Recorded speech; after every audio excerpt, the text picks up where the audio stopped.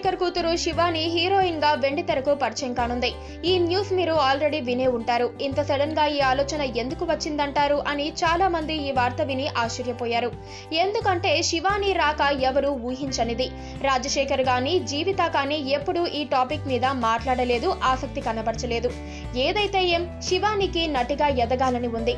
తల్లిదండ్రులు పంపిస్తున్నారు, సంతోషం. కానీ ఈ నిర్ణయం కేవలం శివాని కనబరుస్తున్న ఆసక్తి మీదే తీసుకోలేదని ఫిలిం నగర్ లో కబుర్లు చక్కర్లు కొడుతున్నాయి. రాజశేఖర్ కి ఒకప్పుడు బంపర్ హిట్లు ఉన్నాయి. పెద్ద పెద్ద సినిమాలతో వరుస హిట్లతో ముందు వరుస హీరోల్లో ఒకరిగా ఉన్న రాజశేఖర్ ఆ తర్వాత ఒక్కసారిగా పడిపోయారు. ఓ 15 సంవత్సరాలుగా రాజశేఖర్ సినిమాలు ఎక్కువ రాలేదు, వచ్చినవి సరిగ్గా ఆడలేదు. కొంత గ్యాప్ తర్వాత గరుడవేగ అనే సినిమాతో రాజశేఖర్ మన ముందుకు వస్తున్నారు. ఈ సినిమాకి కూడా రాజశేఖర్ కి దక్కిన పారితోషికం చాలా తక్కువంట. కొంతకాలంగా రాజశేఖర్ కుటుంబం అప్పులో నడుస్తున్నట్లు టాక్. ఈ ఆర్థిక ఇబ్బందుల నుంచి త్వరగా బయటపడాలంటే కేవలం తాను అడపాదడపా సినిమాలు చేస్తే కుదరదని, తనకు సహాయం కావాలని శివానిని హీరోయిన్ గా పరిచయం చేస్తున్నట్లు ఓ వార్త ప్రచారంలో ఉంది. మరి ఇందులో నిజమెంతో?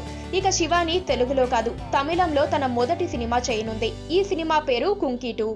పక్కనే ఒక గంట సింబల్ కనిపిస్తుంది కదా, దాన్ని నొక్కారనుకోండి, మేం చేసే వీడియో అప్డేట్స్, నోటిఫికేషన్స్ అన్నిటితో మీ డివైస్ లో వాలిపోతాం.